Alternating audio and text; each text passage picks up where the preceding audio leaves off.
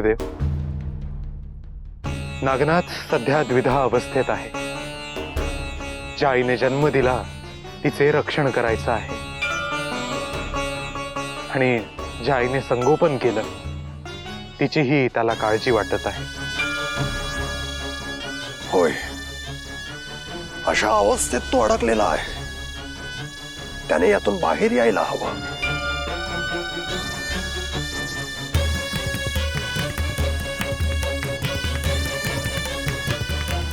त्या पद्मिनीने नागनाथला जन्म दिला. खरं म्हणजे इथेच तिचे कार्य संपलेले. परंतु कोणताही जीव असला आणि मातृत्व आले ती माया ही उत्पन्न होणारच. आता पद्मिनी देखील नागनाथच्या मायेत अडकली आहे. दोघेही एकमेकांच्या मायेत अडकले आहेत. होय गुरुदेव, परंतु पद्मिनी सुरक्षित आहे याची खात्री नागनाथला झाली तर तो निश्चिंत होईल. त्याला तिची काळजी वाटणार नाही. मग तो आपल्या कार्यावर लक्ष केंद्रित करू शकेल. पद्मिनीला घरात जे स्थान दिलेले आहे त्यामुळे त्याच्या अडचणीत आणखीन वाढ होईल.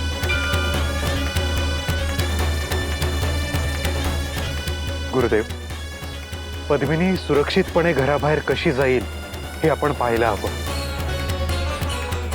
आता ह्या सगळ्याची जबाबदारी तुम्ही घ्या.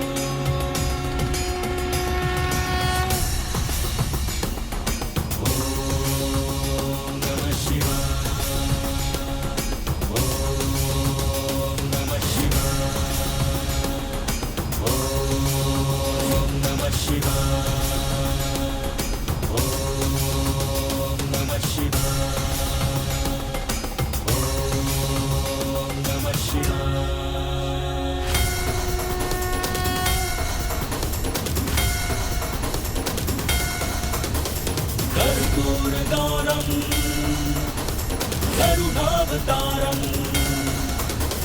संसारसारं भुजगेन्द्रहारं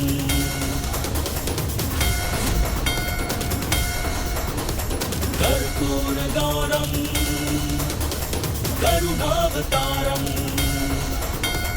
संसारसारं भुजगेन्द्रहारं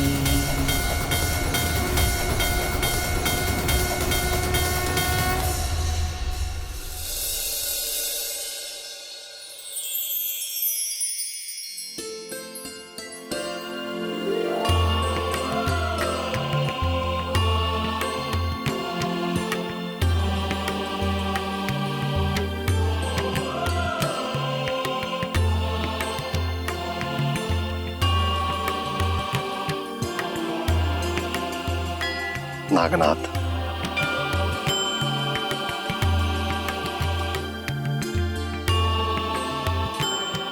गुरुवर आपण कधी आलात? तू लोकांना धान्य देत होतास तेव्हा चालू. आम्ही पाहिलं तू लोकांना धान्य देत होतास. वनातून प्रवास करणारे वाटसरू होते ते. दुष्काळामुळे त्यांना अन्न पाणी मिळत नाही. त्यामुळे त्यांना खूप वणवण करावी लागते.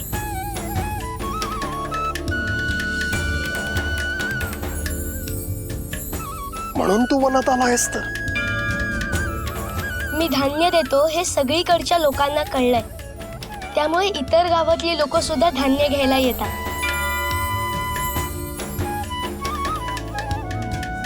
पण या वनातून सुद्धा काही वाटसरू जात असतात. त्यांनाही धान्य देण्यासाठी इथे येत असतो मी. उत्तम. दुष्काळामुळे लोकांचे हाल होत आहेत आणि तू त्यांची भूक शमवण्यासाठी मोठं कार्य करतो आहेस. अशा या दुष्काळाच्या परिस्थितीमध्ये नागनाथ तू खूप मोठा आधार आहे.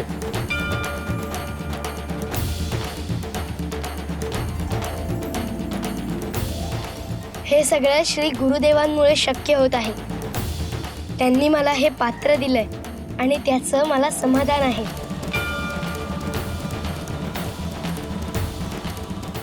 होय नागनाथ, आपण जे काही कार्य करत असतो ते आपल्याकडून गुरुकृपाच करवून घेत असते.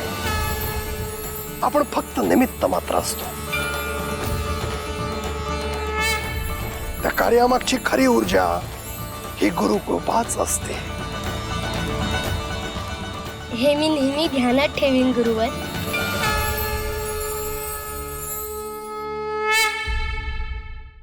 नागनाथ, तुझ्यासाठी एक प्रश्न आहे. कोणता प्रश्न? वाटसरूंना अन्न देण्यासाठी तू यवनात येतोस. इथे येऊन हे सगळं करत असताना तुला असं वाटत नाही का की तुझ्याकडून आणखी काहीतरी करायचं राहून गेलं आहे ते? क्षमा करा गुरुवर, पण माझ्याकडून काही चुकतंय का? चुकत असेल तर कृपया मला सांगा. नागनाथ, आता तू ह्या पात्राचा उपयोग फक्त मनुष्याची भूक भागवण्यासाठी करत आहेस. परंतु ह्या दुष्काळात फक्त मनुष्यालाच भूक आहे का? इतर पशु पक्षी, जीवजंतू यांच्या भूकेचा विचार तुझ्या मनात आला नाही का? ही गोष्ट माझ्या ध्यानातच आली नव्हती. या पात्रातील अन्नाचा उपयोग फक्त मनुष्याच्या भुकेसाठी नाही. गुरुदेवांनी तुला ते सगळ्यांच्या भल्यासाठी दिलेलं आहे. सगळ्यांच्या. सध्या दुष्काळाच्या परिस्थितीमुळे वृक्षांना फळं नाही, शेतात पीक नाही, वनामध्ये गवत उगवलेलं नाही. या सगळ्यांवर प्राणी अवलंबून असतात. नागनाथ, त्यांच्या भुकेचं काय रे?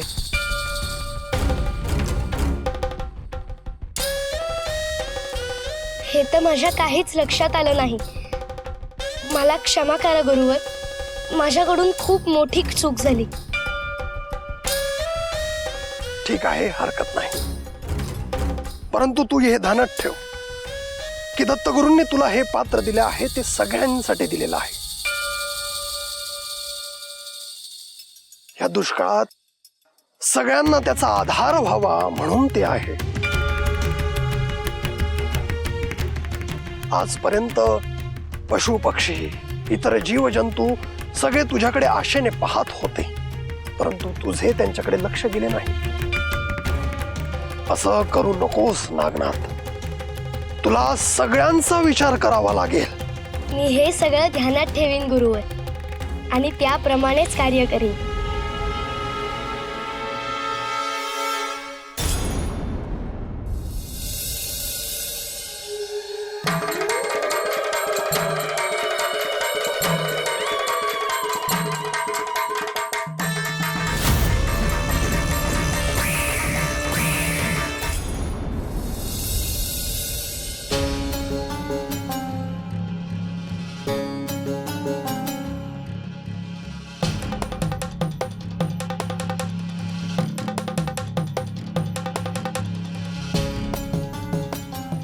गुरुदेव,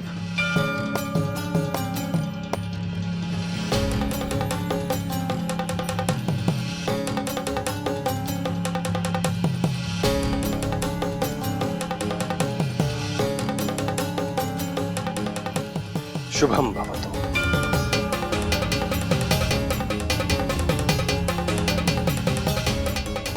गुरुदेव, या सगळ्यांनी सांगितलं म्हणून मी नगरात जाऊन आलो. तिथे एक असा शिवभक्त आहे ज्याला पशुपतीनाथांच्या दर्शनाशिवाय दुसरी कोणतीही अपेक्षा नाही. तीच आज घेऊन तो मंदिराबाहेर बसून आहे. असे शिवभक्त ह्या भूमीत आहेत ही चांगली गोष्ट आहे. त्यांच्यामुळेच या भूमीमध्ये शिवतत्व जागवलं जातं. परंतु गुरुदेव, त्या शिवभक्ताला अजून दर्शन मिळालेलं नाही.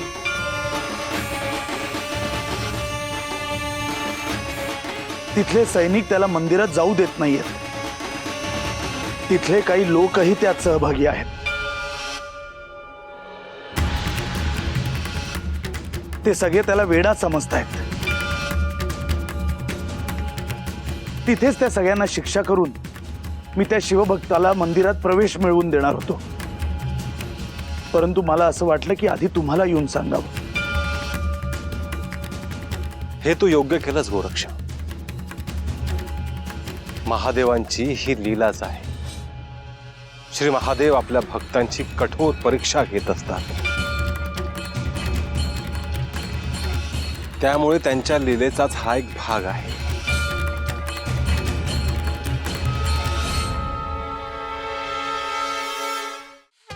बरोबर बाबा,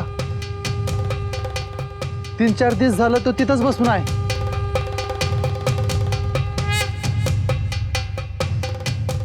व्हय तर त्याने काय खाल्लेलं बी नाही. रात्रंदिवस तिथं बसून दर्शनाची वाट बघतोय. आणि दर्शन झाल्या बिगर तिथून तो जायचा बी नाही. प्रत्येकाच्या भक्तीचं स्वरूप हे वेगवेगळं असतं. ज्याला जशी भक्ती शक्य आहे तशी तो करतो. त्यामुळे बघूयात हा त्या जागेवर किती वेळ तसाच बसून राहतो.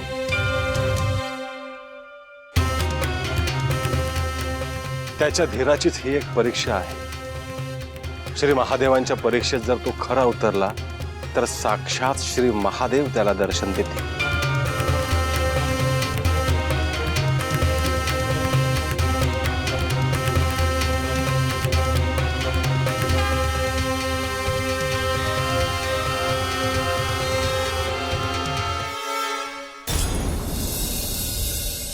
हे पशुपक्ष्यांनो, मुक्या जीवांनो, मला आज्ञा मिळाली तसं मी तुम्हाला बोलवतोय.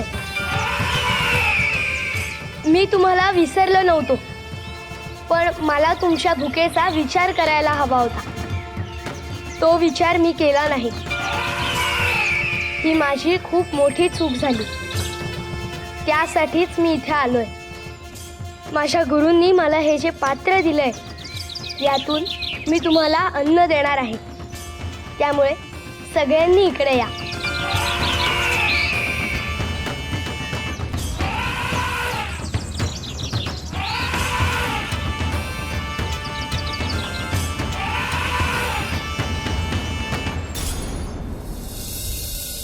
आपण नागनाथला जे सांगितलं ते त्याला लगेच समजलं आणि ते त्याने लगेच अंमलात देखील आणलं. मुळात ते बीज, ती स्वयंप्रेरणा नागनाथ मध्ये आहे, म्हणून त्याला हे सगळं जमलं. आज त्याच्यामुळे अनेक मुके जीव सुखी झाले आहेत. हो गुरुदेव, नागनाथाला याची जाणीव नसली तरी तो आविर्होत्र नारायणांचा अवतार आहे. त्यांनी मुळात पृथ्वीवर जन्मच याकरता घेतला आहे की इथल्या सगळ्या जीवांचं दुःख दूर व्हावं. अगदी बरोबर बोलला आहेस कानिफ तू. परंतु त्याची जाणीव नागनाथला आपल्याला करून द्यावी लागेल. कारण अन्नदान हे फक्त निमित्त मात्र आहे. त्याला त्यापेक्षाही मोठे कार्य करायचे आहे. गुरुवर, मग त्याला त्याची जाणीव व्हावी याकरता आपण काय करायला हवं? त्यासाठी प्रथमतः त्याला ध्यानाकडे वळवावं लागेल. त्याला ध्यानाचे महत्व पटले की त्याचा पुढचा मार्ग आपोआप सुकर होईल. गुरुवर, मग आपण विलंब करायला नको. भिक्षेचा निमित्त काढून गावात जाऊ आणि त्याला समजावून सांग. भिक्षा मागण्यासाठी आपण जाऊया गावात. बघूया नागनाथ आणि गावकरी काय करत आहेत ते. चल.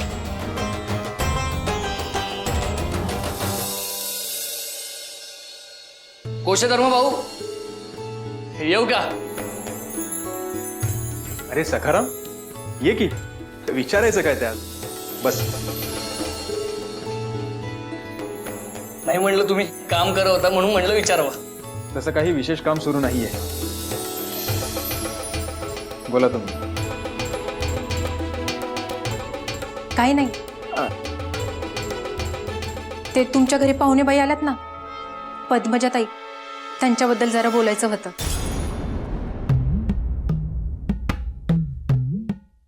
आहे ना, काय बोलायचं होतं? अहो ते पाटील समद्या गावात रान उठवायला लागलेत. कोण कुठली पाहुणी आणून ठेवली म्हणतात घरात. लोकांनी भडकून द्यायला लागलेत बघा.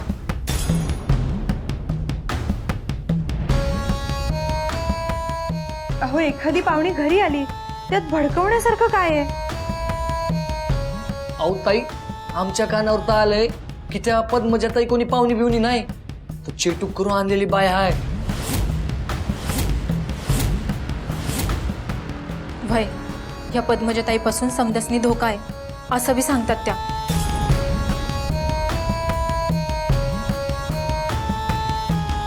त्यांनी काहीही सांगितलं तरी ते सत्य नाहीये.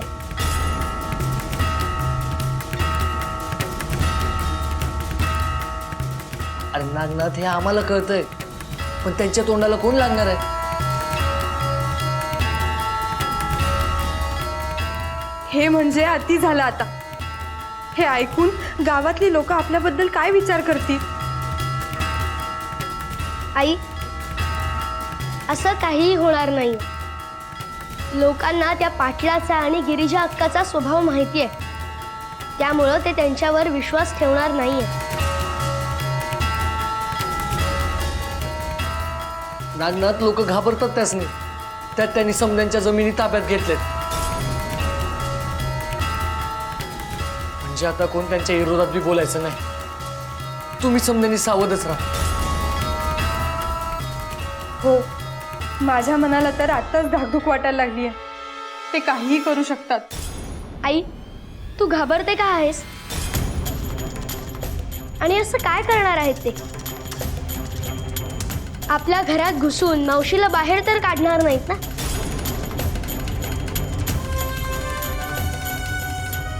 ते बी कराया कमी नाही करायचे ते, म्हणून आम्हाला जसं कळलं तसं तुम्हाला सांगायला आलो.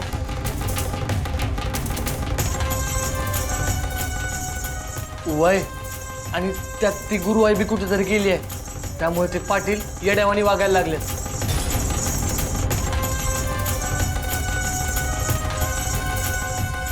मी त्यांच्या घरी जातो आणि काय ते त्यांच्याशी बोलूनच घेतो.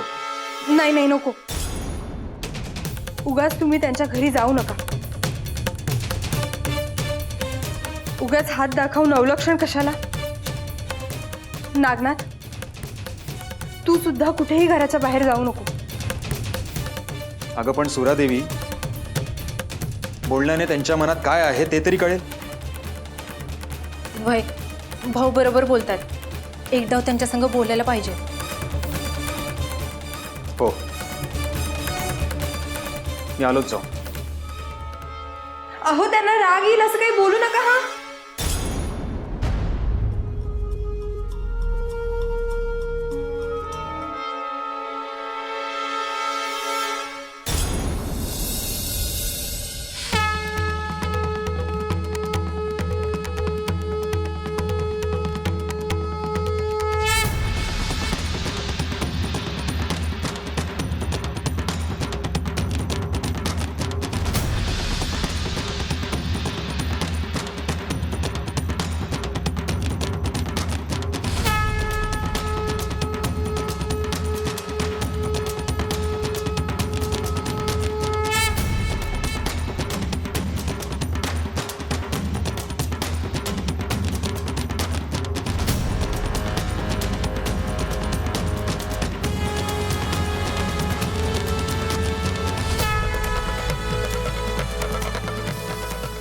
गोरक्ष, आपल्यासाठी श्री महादेवांचा एक संदेश आला आहे.